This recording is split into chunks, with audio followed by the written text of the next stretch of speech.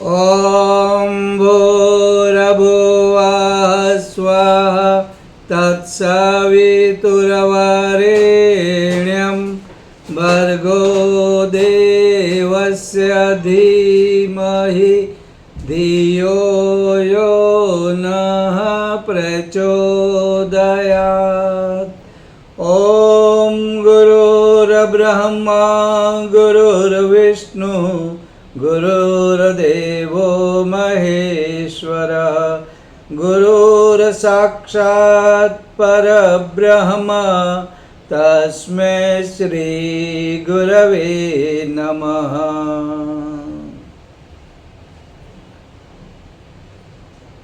सभी को मन की शांति चाहिए।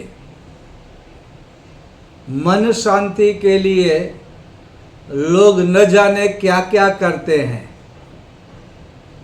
कभी बागों में जाते हैं, कभी सिनेमा देखते हैं, कभी अलग अलग शहरों में घूमते हैं, यात्रा करते हैं, क्लबों में जाते हैं, नया नया ग्रुप बनाते हैं, नशा भी कर लेते हैं। सभी को चाहिए मन की शांति, लेकिन यह दुर्भर हो गई है, बहुत ही मुश्किल है। ये कुछ करने के बाद भी मन की शांति प्राप्त नहीं होती है। ऐसा ही एक रईस था, धनवान था, श्रीमंत था, बहुत पैसा, नौकर चाकर, व्यसन के लिए जितना चाहिए उतना पैसा, कभी नृत्य, कभी नाटक, कभी सिनेमा, कभी संगीतशाला, सब कुछ करके देखा, लेकिन मन की शांति नहीं मिली। हीरे थे, मोती थे, माणिक थे, सब कुछ था, सोना चांदी सब कुछ था। इसके बावजूद भी उसके मन में शांति नहीं। वो परेशान हो गया। वो सोचने लगा अब क्या करे। उन्होंने अपने दोस्तों से पूछा, यारो बताओ मुझे मन की शांति चाहिए, मैं क्या करूं।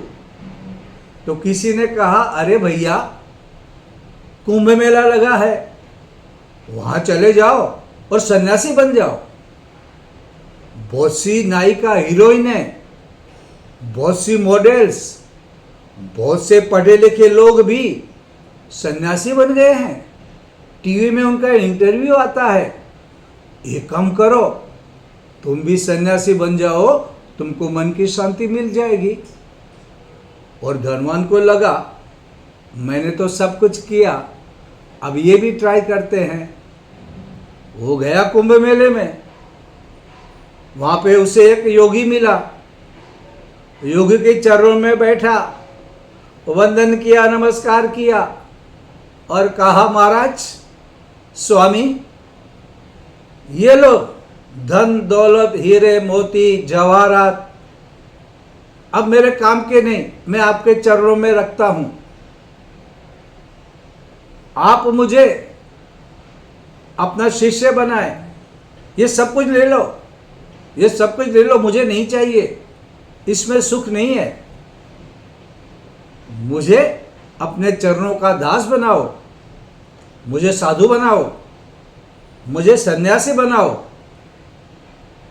और जो योगी था उसने पहले देखा हीरे मोती जवाहरात धन दौलत सोना चांदी, उसने गठरी बांधी और वहां से वो दौड़ने लगा। उस आदमी को लगा, रेस को मैं मूर्ख बन गया, क्या बात है, मैंने एक ठग को मैंने अपना सारा पैसा दे दिया, सारा खजाना दे दिया, सारा जखीरा दे दिया, मैं मूर्ख हूं, मैं पागल हूं। और फिर उसे क्रोध आया और वह उस योगी के पीछे भागा। योगी आगे भाग रहा है, दौड़ रहा है, कभी ये गली कभी वो गली, कभी लेफ्ट कभी राइट, और ये भी इसके पीछे भाग रहा है। वो योगी भागते भागते बहुत दूर तक निकल गया। ये थक गया, हाँफने लगा, शरीर थक गया था, मन भी परेशान हो गया था, वो उलझ गया था। और जैसे जैसे वह योगी भागा वैसे वैसे ये इसके पीछे भागा, और योगी धीरे धीरे भाग कर जिस जगह से वो भागा था उस जगह पे आकर रुक गया। और ये योगी खड़ा हो गया और इसके पीछे पीछे ये रईस आदमी, ये धनवान आदमी वहां पे आया और खड़ा हो गया। साधु ने कहा, ले ये तेरी संपत्ति, ये तेरा धन, तेरे चांदी सोना और हीरे मोती माणिक जवाहरात सब ले, मुझे क्या करना है। उस रईस आदमी को लगा, हाश मेरी दौलत मिल गई। उसका मन शांत हुआ, वो प्रसन्न हुआ, उसको लगा मन की शांति मिल गई। साधु ने कहा, अब तुझे मन की शांति मिली ना। बोला, हाँ, मेरा खजाना मुझे वापस मिल गया, मैं तो डर गया था। तो साधु ने पूछा, तुझे क्या लगता है ये खजाना मिला इसलिए तुझे मन की शांति मिली। हाँ, इसलिए तो मिली, अगर आप भाग जाते तो मैं अशांत हो जाता।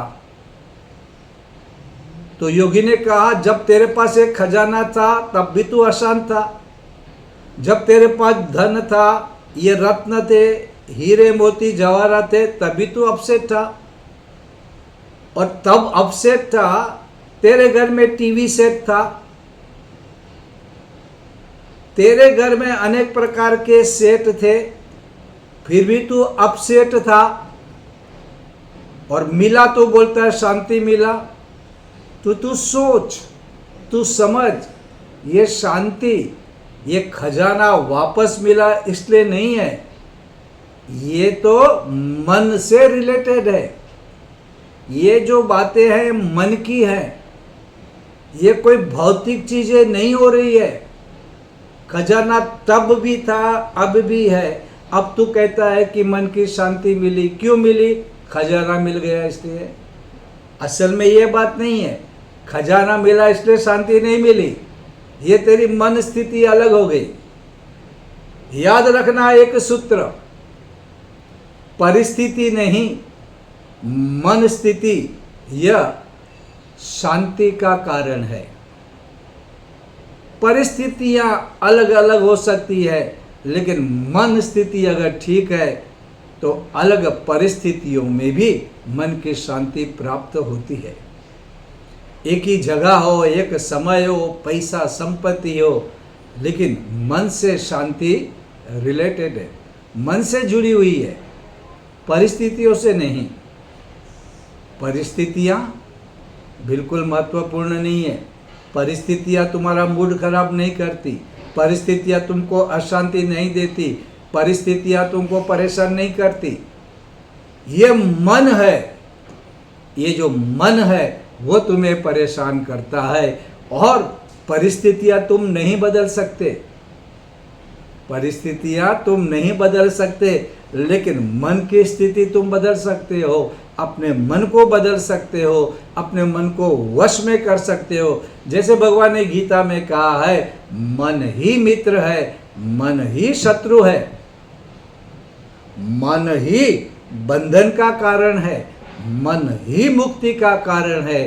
तो जिसने मन को वश में कर लिया उसने सब कुछ प्राप्त कर लिया। जिसने मन को जीत लिया उसने जग को जीत लिया। वह समझ गया और साधु को प्रणाम करके निकल गया। हमारे जीवन में ऐसा ही होता है।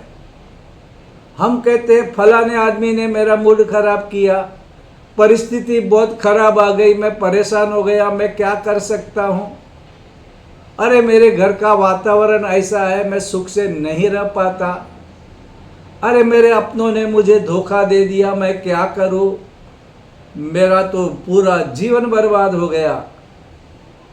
ऐसे उलझे उलझे लोग खुद तो परेशान होते हैं और ये नहीं समझते हैं कि ये उलझन का कारण, ये अशांति का कारण यह दुख का कारण कोई बाहर नहीं है, इसे परिस्थिति से कोई वास्ता नहीं है। अब देखो, अब सोचो, अब चौपाटी पे समंदर किनारे घूमने जाओ, कुछ लोग बैठे हैं, बहुत प्रसन्न है, हंस रहे, मुस्कुरा रहे हैं। एक आदमी देखो, उसका आज एंगेजमेंट हुआ है, वो अपनी पत्नी के साथ आया है पहली बार, बहुत खुश है, जहां जीत लिया, दुनिया जीत ली, इतनी सुंदर, इतनी सुशील पत्नी मुझे मिली है आज के दिन। ये समंदर गीत गा रहा है, ये आसमान और पानी का रंग कितना सुहाना लगता है, वहाँ की हवाएं आती हैं, लहरों की आवाज आती है, मन भाती है।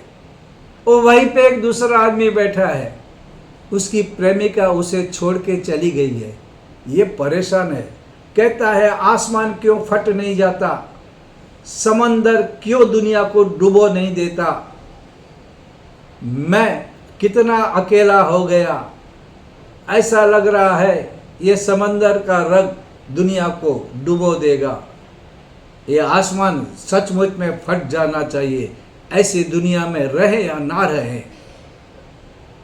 समंदर वही है, लहरें वही है, हवा की लहरें भी वही है, सब कुछ वही है, वही रेत, वही पानी, वही आसमान, दोनों को अलग अलग लग रहा है। क्यों?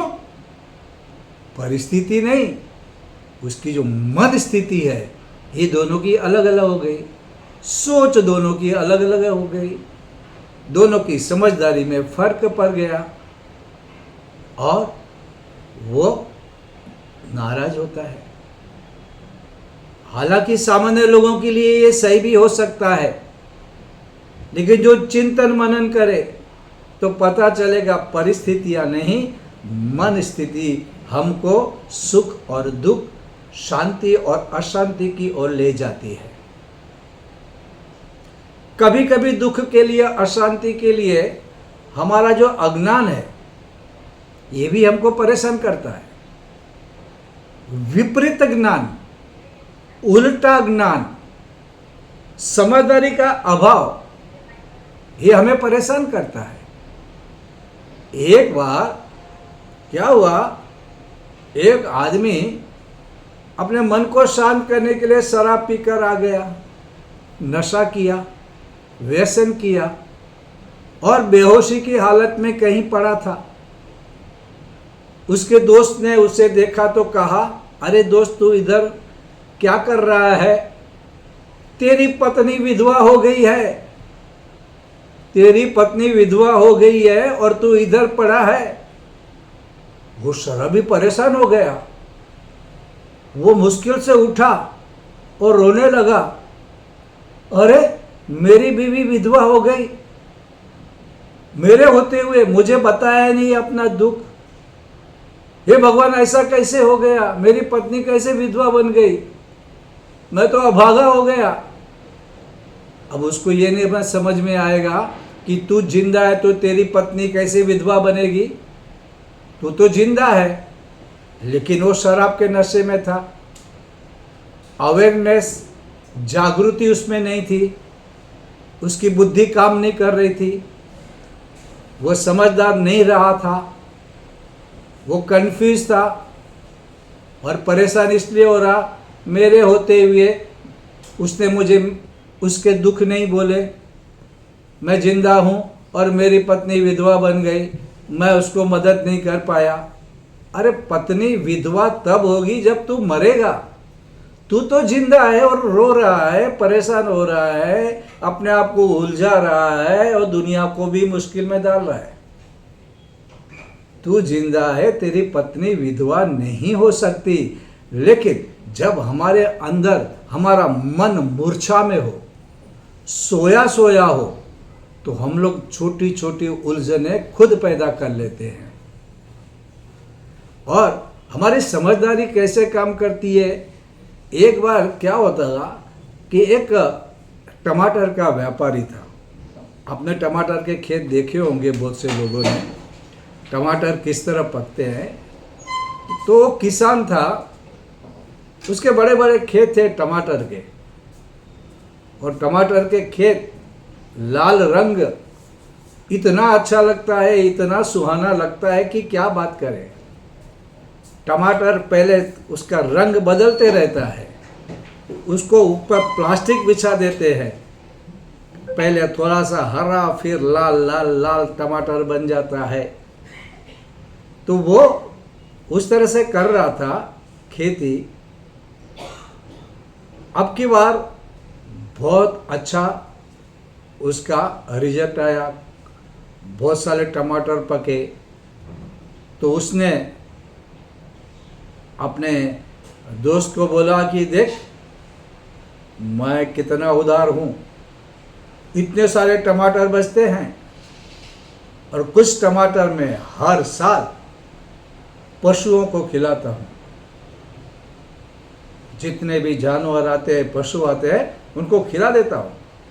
मैं बड़ा दिलदार हूँ, मैं दानी हूँ, मैं महान हूँ। दोस्तों ने कहा बहुत अच्छा, लेकिन अभी तो क्यों परेशान दिख रहा है, तू क्यों आज परेशान दिख रहा है?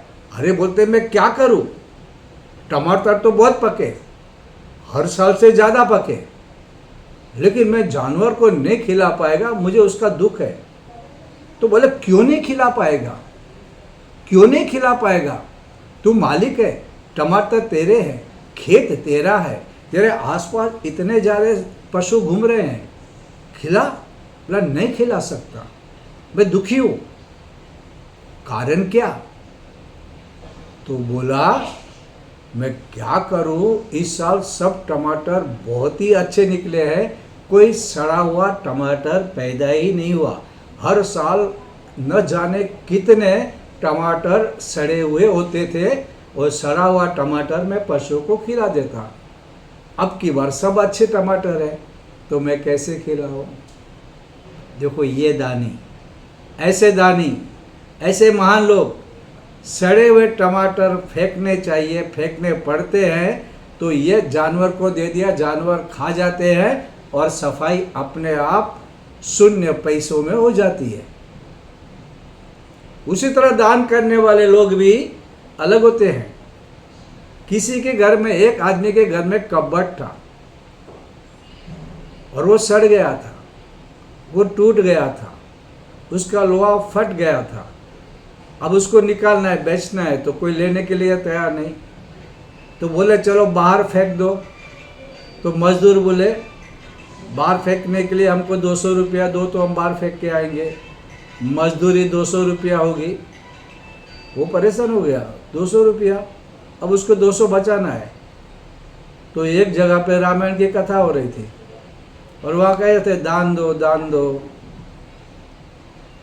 और ये जाके बोलता है कि मैं एक कबर्ड देता हूँ। वो कुछ बोला नहीं, जूना नया। और लोगों ने ताली बजाई, और वहाँ के जो प्रमुख थे बड़े लालची स्वभाव के थे, उनको एक ही काम मालूम था कैसे मांगना। उन्होंने उसका हाथ तोड़ा पहनाया। उनके जो मानस पुत्र थे उन्होंने प्रवचन दिया, आभार, ये महान वक्त दाता है, हमेशा देते हैं, ये हमको हमेशा मदद करेंगे, ऐसा करेंगे। उनको चाय पानी भी पिलाया, नाश्ता भी खिलाया, वो भी बहुत खुश हुआ, शॉल भी उड़ाई, और उसने बोला लेके जाना। और वो मजदूर जब वो लेने आए तो लेने के देने पड़ गए। वो कबाड़ टूटा हुआ, किसी काम का नहीं। ऐसा दान क्या दान गिना जाता है? और ऐसे लोग बहुत हैं। अगर आप कभी कभी यज्ञ या पूजा में जाओगे तो जो पैसे आते हैं देव मंच पर, फटी हुई टूटी हुई नोटें डाल के जाते हैं। वो पैसे जो खराब हो गए हैं, कोई लेने वाला नहीं है, दे दिया, लिया दान। ऐसा दान भगवान स्वीकार करता है या नहीं ये मालूम नहीं। हालांकि भगवान ने कहा है कि अगर श्रद्धा और आस्था के साथ आप कोई पत्र, पुष्प, पानी भी देंगे तो स्वीकार्य है। लेकिन ऐसे बिना श्रद्धा का, व्यापारी बुद्धि वाला, स्वार्थ वाला अगर कोई दान देता है तो भगवान स्वीकार करेंगे या भगवान लात मारेंगे, मुझे नहीं पता। ये सोचने जैसी बात है। तो हम लोग जीवन के ऐसे प्रसंगों से हम लोग ये जान पाते हैं कि कुछ चीज़ें होती रहती है, लेकिन इसके पीछे का जो भाव, क्योंकि अध्यात्म ये व्यक्ति आत्म सुधार का एक माध्यम है। मैं आज हूँ, उससे कल ज़्यादा अच्छा बनूं, ये मेरा नम्र प्रयास होना चाहिए। इसमें नियमितता होनी चाहिए, इसमें लोगों के प्रति प्रेम होना चाहिए, भगवान के प्रति श्रद्धा। हर एक गलत विचार, गलत शब्द, गलत सोच, गलत व्यवहार, ये सब पाप है और इस पाप का रिजल्ट मेरे लिए अच्छा नहीं रहेगा, ये समझ होनी चाहिए अगर अध्यात्म में जाना चाहते हो तो। क्योंकि यही तुम्हारी रक्षा करेगा। तुम्हारे अध्यात्मवादी प्रगति इसलिए करते हैं, ऐसा कहते हैं, धर्मो रक्षति रक्षितः। ये महाभारत का वाक्य है। जो धर्म की रक्षा करता है, धर्म उसकी रक्षा करता है। लेकिन तुम धर्म की रक्षा ही नहीं कर रहे हो, तुम तो वहां पे स्वार्थी बन रहे हो, वहीं पे तुम पाप कर रहे हो, वहीं पे तुम्हारे पास जागरण नहीं, यहीं पे तुमको मूर्ख बनाने का बहाना चाहिए और तुम अपना व्यापारी दिमाग लगा के अपना फायदा देख रहे हो। और सामने अध्यात्म में भी जो बैठे हैं बड़े बड़े, उनको भी तो पैसा चाहिए। तो जहाँ पे ऐसा कहते हैं, जो भी दूसरों को लूटना चाहते हैं वे आसानी से मूर्ख भी बन सकते हैं। तो उनको ऐसे लोग मिल जाते हैं, ऐसा दान दे जाते हैं, उनका फोकट में नाश्ता खा लेते हैं, 100-200 का हार पहन के जाते हैं, 150-200 की शाल ओढ़ के जाते हैं, 40-50 रुपये का नारियल लेके जाते हैं। ऐसा होता है। और इसे दोनों को, ये दोनों तरफ से गलती हो रही है, ये रुकना चाहिए। प्रेम जहाँ पे है, परोपकार जहाँ पे है, लोगों के लिए है, वहाँ पे अध्यात्म काम करता है। नहीं तो अध्यात्म कभी भी काम नहीं करता है। धर्म की बात करते हैं, धर्म और अध्यात्म ये थोड़ा सा अलग होते हुए भी हम सामान्य जन उसी को एक ही गिनते हैं। धर्म अध्यात्म ठीक है, उसी से कुछ फर्क भी नहीं पड़ता है। जहाँ तक हम आस्थावान बने, सही बने, तब तक कुछ नहीं होता। देखो, भगवान ने सबको बनाया है, दुनिया बनाई है। यहाँ पे न जाने कितने कीड़े मकोड़े से लेकर कितने पंछी और कितने पशु, इंसान, अलग अलग प्रकार के। अफ्रीका में हब्सी, भारत, इंग्लैंड, अमेरिका, थोड़े बहुत अलग अलग, लेकिन है इंसान। सबकी रीत बात वस्त्र थोड़े से अलग, थोड़े से एक जैसे। लेकिन भगवान ने क्या की युक्ति की, एक छोटा सा कीड़ा भी है, उसको जो इंद्रियां दी, उसको जो काम करने को दिया, उससे वो अपना भोजन वगैरह कर सकता है और प्रजा उत्पन्न कर सकता है। वो व्यवस्था भगवान ने दी। फिर कोई भी पशु हो, कोई भी इंसान हो। लेकिन हमारे यहाँ कोई चीज़ ज़्यादा में चाहिए। अगर 100 का बल्ब मेरे घर में है तो उजाला ज़्यादा आएगा, 60 का बल्ब है तो थोड़ा कम आएगा, 500 का लगाऊंगा तो चकाचौंध हो जाएगा।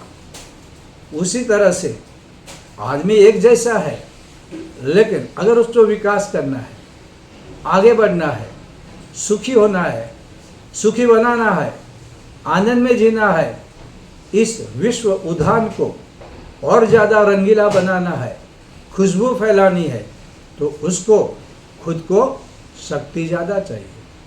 इसलिए शक्ति से जुड़ना है तो फिर उपासना आती है। बिना उपासना, उपासना का अर्थ यही होता है कि भगवान के पास बैठना। बैठने का अर्थ कि भगवान से जुड़ जाना। भगवान से जुड़ जाने के बाद चमत्कार होता है। ये जो महान संत हैं, ये महान भक्त हैं, वे हमारे जैसे ही थे। उनको भी सुख दुख थे, उनको भी आदि व्याधि थी, उनके शरीर भी हमारे जैसे थे, लेकिन उन्होंने क्या किया? अपने आप को भगवान से जोड़ दिया। कैसे जोड़ेंगे? परम पूज्य गुरुदेव कहते हैं समर्पण, सरेंडर कर दिया। भगवान मैं कहता हूं वैसा कर, ऐसा नहीं। हे भगवान तू जो कहता है वैसा मैं करूंगा। अपने आप को सौंप दो भगवान को, भगवान जैसा रखे। और गीता में भी भगवान कहा है ना, न मे भक्त प्रणश्यति, मेरे भक्त का नाश नहीं होता। भगवान ने यह भी कहा है, जो मेरा अनन्य भक्त है उसका जीवन चलाने की जिम्मेदारी मेरी है। फिर उसको कैसा जीना क्या, वो भगवान देख लेता है। वो सभी भक्तों का ऐसा हुआ, भोले भाले सब कुछ छोड़ दिया, सब कुछ छोड़ दिया, सब कुछ पा लिया। सुदामा गरीब पौवा देने के लिए डर रहा था, ले लिया भगवान ने, फिर क्या क्या दे दिया। हनुमान जी, कितनी ताकत, राम की ताकत, राम का काम किया, शक्ति राम की। और आज देखो हर गांव में हनुमान का मंदिर है। भगवान राम का मंदिर हर गांव में नहीं है, हनुमान का है। क्योंकि भगवान को अपने भक्त ज़्यादा प्यारे लगते हैं। आप भक्तों से मांगोगे तो फौरन भगवान देगा, क्योंकि भगवान भी भक्तों की इच्छा पूरी करने के लिए हमेशा प्रयत्न करते हैं। प्रयत्न कहना शब्द भी गलत है। भक्तों ने जो बोल दिया भगवान को करना ही पड़ता है। इसलिए भक्त बनने में जो आनंद है, प्राप्ति है, उसके बारे में हम कभी भी नहीं सोच सकते। बहुत कुछ मिलता, देने वाला तो बहुत देता है। हमारा आंचल छोटा नहीं पड़ना चाहिए, हमारी पात्रता कम नहीं होनी चाहिए। आज के लिए बस इतना।